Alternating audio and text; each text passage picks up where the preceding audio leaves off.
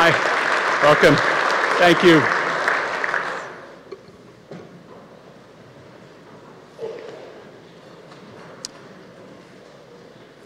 Mr. Speaker, Madam President, members of the Kansas Legislature, members of the Kansas Supreme Court, members of the Cabinet, and my personal favorite that I want to welcome here, the First Lady of Kansas, my wife, Mary. Good to have.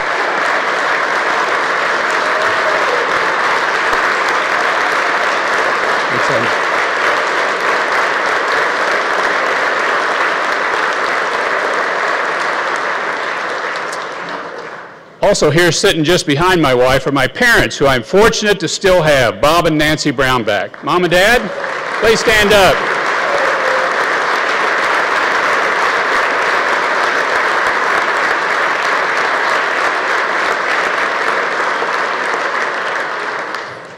My dad and I were out chopping wood over the Christmas break, and to have a dad that you can still chop wood at my age is an exciting thing to be able to have and a great blessing.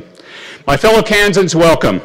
Welcome to the State of the State address, a chance to see old friends, to make new ones, a chance to celebrate the awesomeness of Kansas. The event was once described to me as a beautiful ritual, pageantry, conducted just before the real battle begins. Perhaps it is. So thanks for being here, and thank you for your service, and I deeply mean that. American self-government depends on citizens like you that are willing to give of your time and talents. The American way also depends on the defense of freedom provided by the sacrifice from our men and women in uniform. Always recognizing duty first, America's 1st Infantry Division is celebrating this year the 100th year of their existence. They have played a key role in every major conflict since their founding. Today we have nearly 5,000 Big Red 1 soldiers spread across the world in Iraq, Afghanistan, and Korea. Joining us tonight are senior leaders from the Big Red 1, Fort Riley, Brigadier General Pat Frank and Command Sergeant Major Jonathan Stevens. Let's give them a great Kansas welcome and recognition.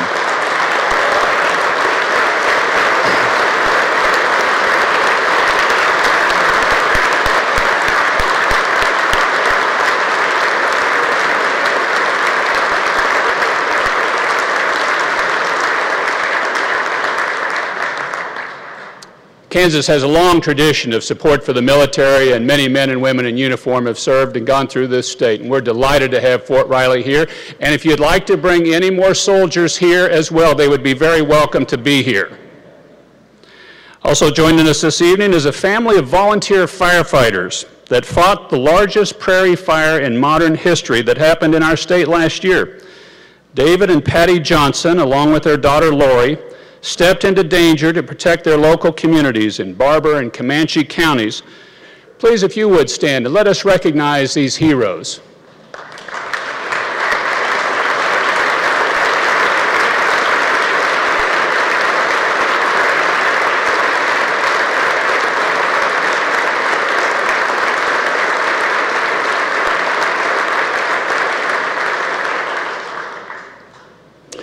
Now, over a third of the members of the legislature are new.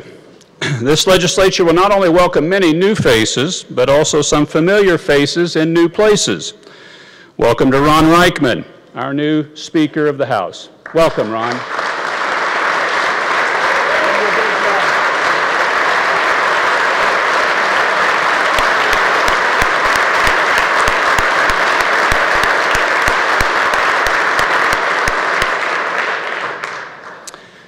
And please welcome our returning President of the Senate, Susan Wagle.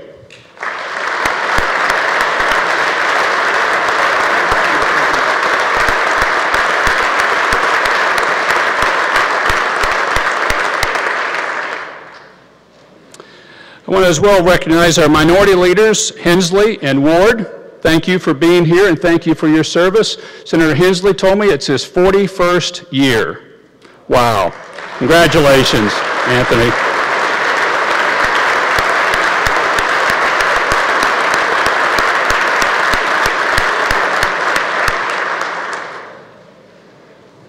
Like the caucuses they serve, they're very different people, but they have something in common.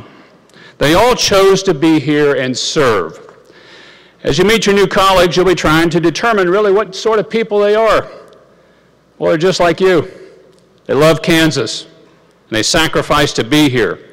So cherish that connection and value people over politics. By many measures, Kansas is the envy of the world. Set in the most productive part of this blessed nation, Kansans enjoy an incredible sunset and a quality of life unimaginable to most humans throughout history. Our people, now numbering nearly 3 million, lead the planet in agriculture, telecommunications, engineering, aerospace, precision manufacturing, animal health, food safety, composite material innovation, and many other areas. Kansans are also amongst the most hardworking, well-educated, and charitable people on the planet. That's why even though Kansans value life and liberty under law, government has really never been the source of our strength. Our families, businesses, faith communities, and homes, these are the strengths of Kansas. Our state has record population, record new businesses, record grain production, and record income. My fellow Kansans, it's for these reasons and more that I can report to you that the state of our state is indeed strong.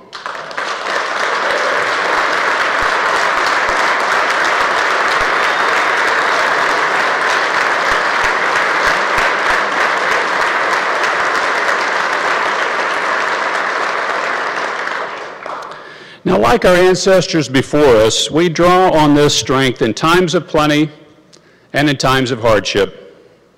With struggles in key sectors of our state's economy, most notably agriculture and oil and gas, our state government is confronting challenges. Most immediately, we must address the imbalance between state revenues and expenditures. As a first step, I encourage the legislature to put a bill adjusting the 2017 budget on my desk by the end of this month. Working with the relevant chairs and the leadership, we'll have many suggestions as to what that measure should look like. But as the legislature is the spending branch, that work appropriately begins here. Our commitment to you is to support that process and anticipating a workable product to sign it. But the scale of the challenge is such that even this bill will only amount to a first step. That's why tomorrow, Budget Director Sullivan will present in detail a structurally balanced budget. This budget is balanced. Balanced in that it reconciles spending with available revenues. Balanced in that it adequately supports the core functions of state government while finding necessary efficiencies. Balanced in that it addresses both sides of the ledger, revenue and expenditures. The days of tax first, cut never, have come to an end.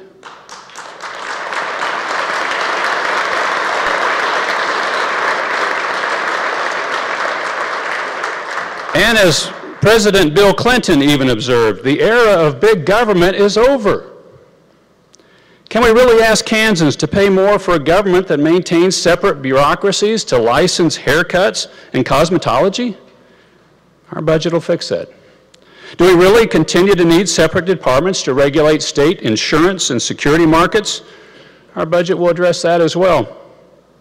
Now, many times this administration has proposed similar efficiencies, and inevitably, there are those who insist that we just couldn't possibly get along without both these agencies, without both a transportation department and a turnpike authority, without both a Commerce Department and a Technology Enterprise Corporation, without both a Department of Corrections and a separate Juvenile Justice Authority.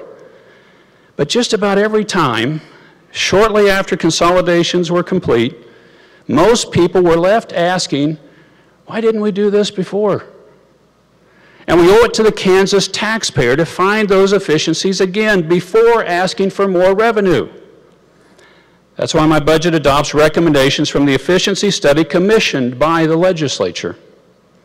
Now, having said that, we will propose modest targeted revenue measures to fund essential state services. Now, in any proposal as vast as a state budget, people will find provisions to dislike.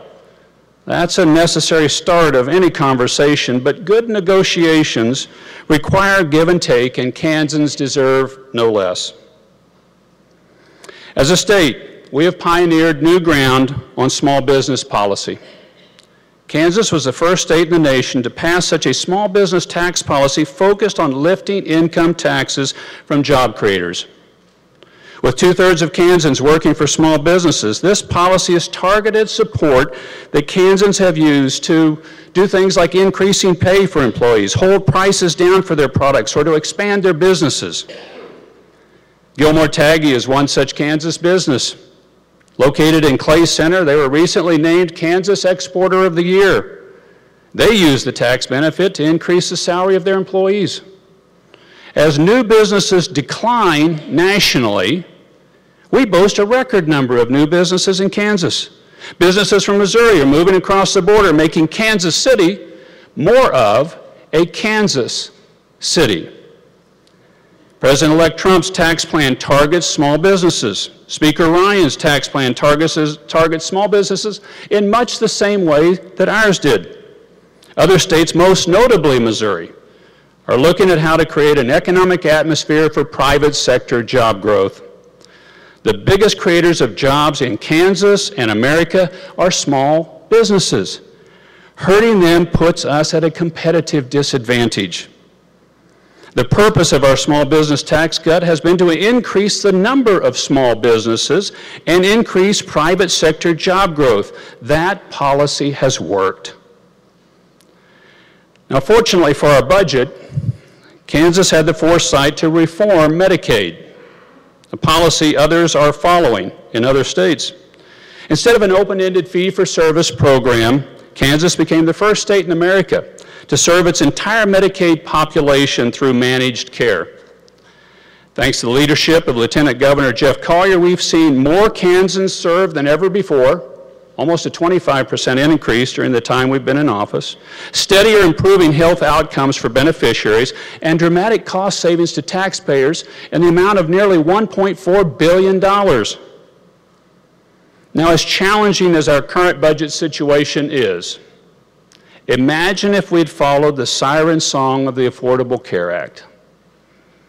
Amid much discussion and dissent, our administration determined that early adoption of Obamacare was not in the best interest of Kansas, and we returned a $31.5 million grant designed to establish a Kansas exchange. Some of you may remember this. 6 years later, the wisdom of that decision is obvious. Of the 23 state exchanges established under Obamacare, a majority have failed at a cost of billions of dollars and significant hits to state budgets. As major insurers abandon the few remaining state exchanges, the decision to refuse early adoption looks increasingly like declining a discount ticket on the Titanic.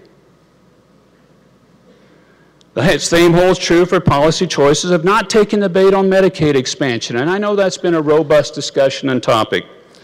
But you've heard the promises. Hundreds of thousands more beneficiaries at zero cost to the state, all paid for with free federal money. Well, the new Congress and administration in Washington are setting to work repealing and replacing Obamacare, even as I speak, dramatically rewriting the Medicaid program. Promises of limitless free money from Washington to cover expanded populations were never going to be kept, but that reality might now arrive sooner than later. For states who took the expansion path, the reckoning could be severe. Given these facts, it'd be foolish to endorse Obamacare expansion of Medicaid now, akin to airlifting onto the Titanic. Kansas was right. We should stay the course. We will, though, continue to be at the vanguard in reform and improvement of our social services delivery. To that end, Kansas will launch KanCare 2.0 in the coming year. Now, this administration, we've taken much effort to focus our resolve and our efforts on solving long-term issues facing the state of Kansas. Issues like more jobs, We've added 64,000 private sector jobs. The need to preserve water resources. We've seen the life of the Ogallala Aquifer extended in some areas through conservation and new technology. The need to expand wind energy production. We've seen $10 billion invested across the state of Kansas in wind energy. The need to help the poor amongst us. We've tripled the number of able-bodied adults leaving poverty. The need to protect and to save innocent life. We've increased the number of mothers choosing life and health for themselves and their children.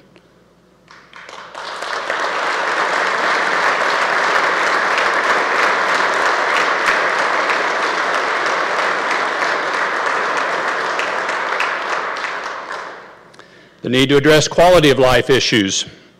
We will see this year the groundbreaking for a new facility in Wyandotte County to host the American Royal, an internationally significant livestock show, and the world's biggest and best barbecue competition.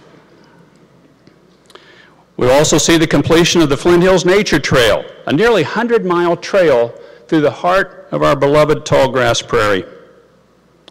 There's another major long-term issue that we've not been able to address, and it's the shortage of medical and dental personnel in our state. For as long as I can remember, Kansas has experienced a critical shortage of medical doctors, particularly in our rural areas.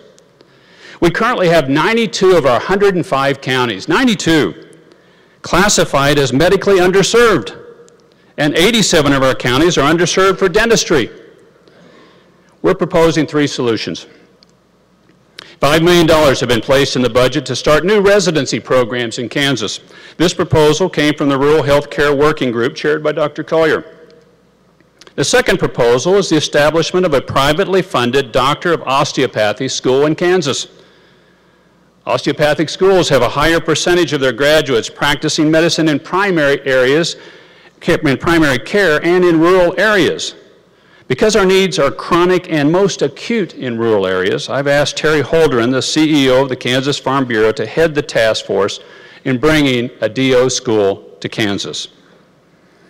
Now, this school will follow the little-known medical legacy of one of our most famous Kansans, Fog Allen. Leaving KU for a time, Fog Allen attended medical school and became a doctor of osteopathy.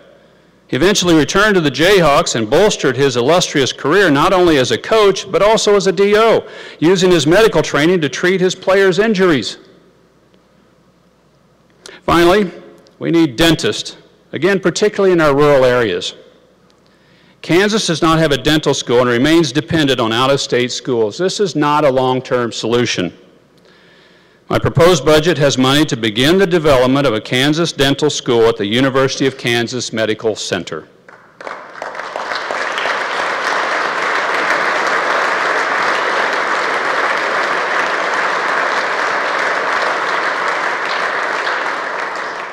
Let us begin working toward the future now, moving forward to address these chronic health care needs of our state.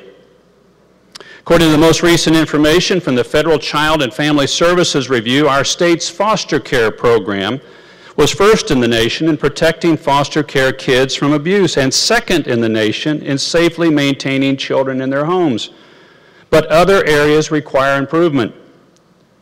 To that end, we are working with DCF and the Kansas State Department of Education to improve the system for transferring records for youth in foster care. When students in foster care move homes, their school records must also move. This will empower teachers and foster parents to better understand and improve education for students in foster care. Preparing for a brighter future also demands action from the legislature regarding Kansas students. The most significant legislative task you have in front of you this year is building a new school funding system that puts students first.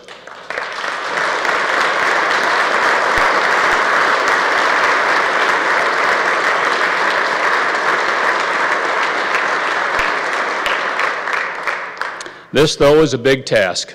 It hasn't been done in complete or in full since 1992.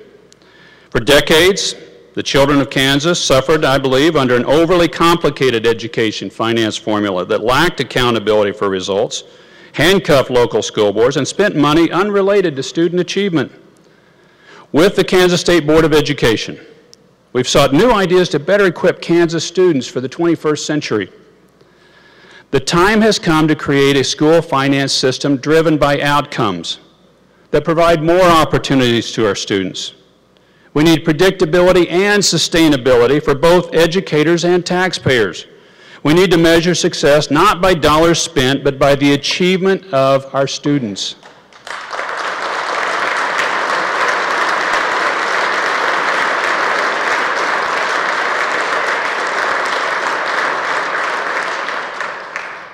Now is the time, this is the session, for us to craft a new school finance system that puts Kansas students first. Let's get it done.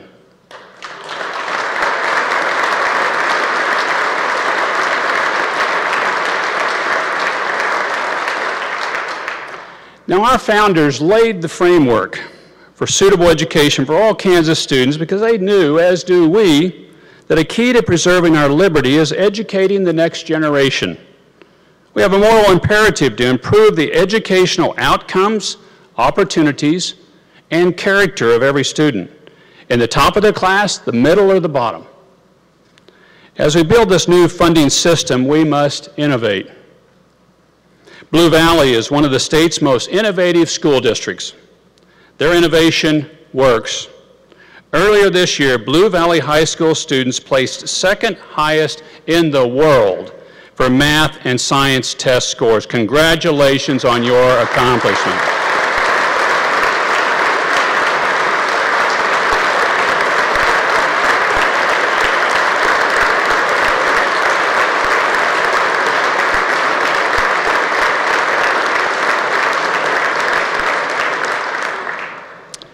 That is a fantastic accomplishment. Now we need more of it. Projects like Education Superhighway pave the way towards connectivity in the classroom so students can begin interacting with the tools of our time. We must prepare today's students for tomorrow's opportunities. Every student in every classroom will have affordable, effective, high-speed internet. That's what we need.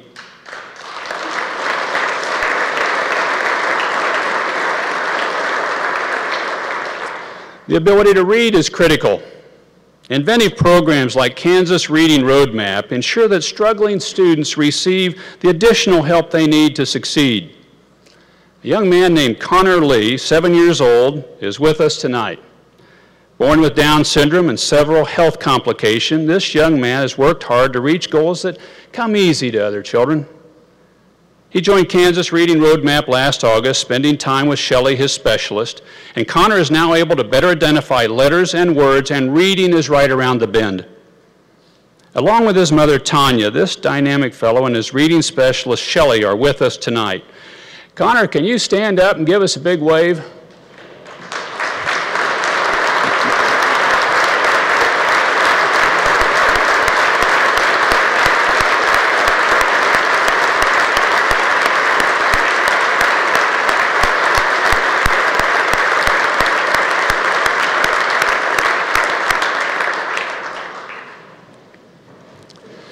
We must also acknowledge and support the tens of thousands of Kansans who, like Shelley, dedicate their lives to educating our children. 2 of my children teach. I, too, have taught. Educators are not simply working a job. They are fulfilling a calling. For those teachers leading the way, going above and beyond their duties, funds should be made available to provide merit-based pay increases.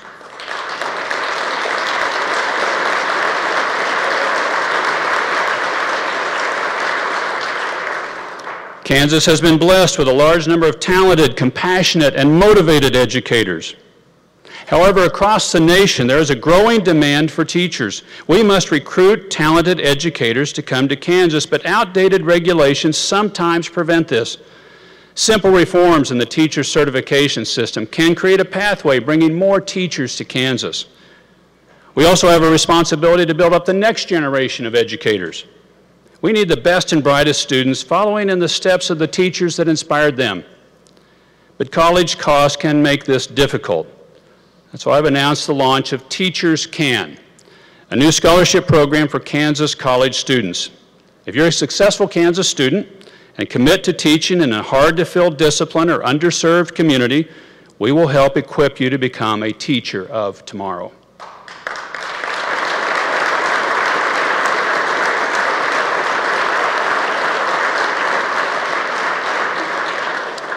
Now, infrastructure and recruitment are partial keys to success, but we must also empower parents with information and choices, creating more competition in our education system. For parental information and transportation, we should create a grading system for our schools to measure and report their status to the public. Parents have the right to know how the performance of their child's school compares to other schools. The zip code in which you are born should not determine the quality of education you receive.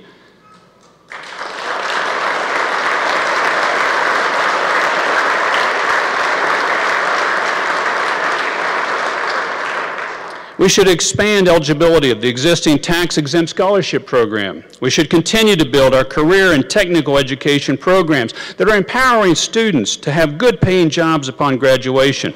And we should support education savings accounts that create opportunities for parents and students to improve their academic options. Now, capping the education of many Kansas students is a college degree. Yet, while many of our students possess the academic ability to attend college, the financial cost of a bachelor's degree can prove prohibitive. Kansans deserve access to an affordable college option. Tonight, I'm laying out a challenge to our colleges and universities to provide the opportunity to earn a bachelor's degree in total for $15,000 or less.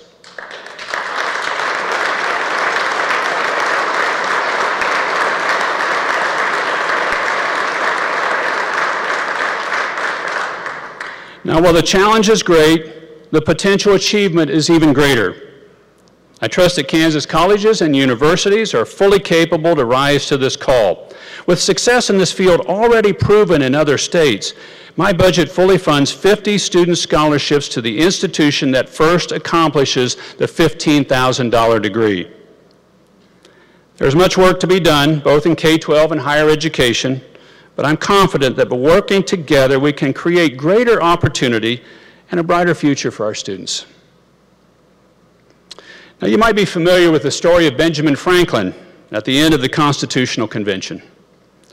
He was the oldest delegate in attendance and had not spoken often during the convention, but in his final speech he stated this: "I confess that there are several parts of this Constitution which I do not now at present approve, but I am not sure I shall never approve them.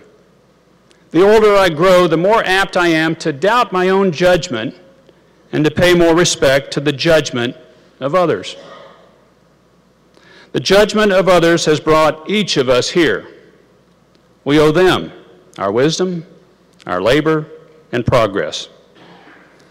Now, including my time as Secretary of Agriculture, White House fellow, Congressman, Senator, and now Governor, this will be my 30th year in public service.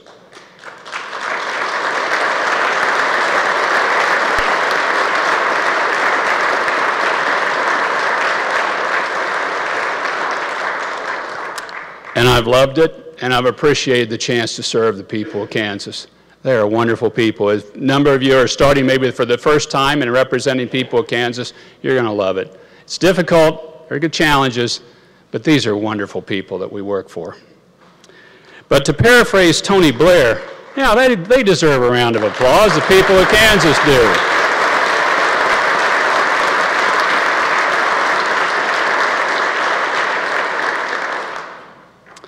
To paraphrase Tony Blair, though, he once said, "The danger of longevity in government is fatigue. The benefit is experience." I don't know, Anthony, what do you think? That's probably right, and I think it's about right, too. If you'll permit me some brief words of advice, that would be this: make relationships your priority, and always do things with the long view in mind. Relationships should be the priority, and have the long view as what you're really keeping in mind. Every day, a legislator faces the tyranny of the ringing phone and the inbox, flooding with emails, the urgent crowding out the important. But it is in relationships that we actually get the work done. I've been blessed with many close relationships in my life, my wife being the most important. Many here I've had the chance to grow close with in good times and in bad. One of those relationships is here tonight, Mario Goico. He's a friend, a former legislator, and I say this very affectionately, all-around good guy. Mario, where are you?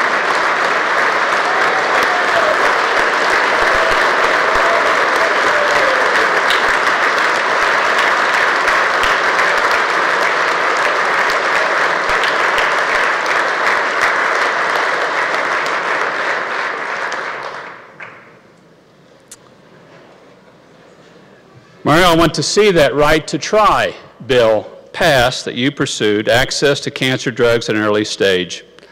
And I'll always remember your signature line for as long as I live. And those of you who know Mario, you can say it with me. It doesn't get any better than this. We love you, Mario.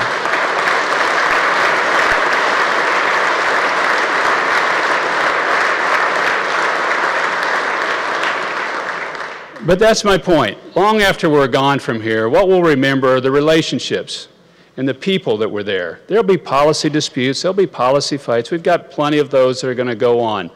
But it's the people. That's what matters, and it's people dealing from the heart. And we're going to have lots of disputes, but I hope we all can work on those pieces of it, because that's what we're going to remember. That's the good stuff. Let me close with a thought on the great seal of our state. You've heard often of our state motto, ad astra per aspera, to the stars through difficulty, a fitting motto for people like ours who have accomplished much and none of it easy. One of the alternatives mottos that was nearly accepted were the simple words, we will. Not a bad choice either for such a determined and blessed people as we've been. The picture on the seal represents many aspects of our states, past and present. The buffalo, Native Americans, the steamboats, settlers, farmers, and of course the home on the range. But the visual that most catches my eye is the part of the seal easiest to ignore or even to escape a notice altogether. It's the glow of the rising sun, a glow that's both brilliant and oddly tranquil, almost otherworldly. Quite a contrast to all the action it oversees. That glow speaks to me of a future full of light, peace, that we will only achieve through difficulty. A future even beyond the stars. This is the place our destiny lies. A place sung of in countless churches, synagogues, and places of worship across our vast prairie. Kansas is a blessed place. This is a good land. Let us never forget the God of our forefathers who blessed it and us. And let our eyes never lose sight of the glow from that heavenly place where peace reigns forevermore. May God continue to bless the people of our home, Kansas. Thank you.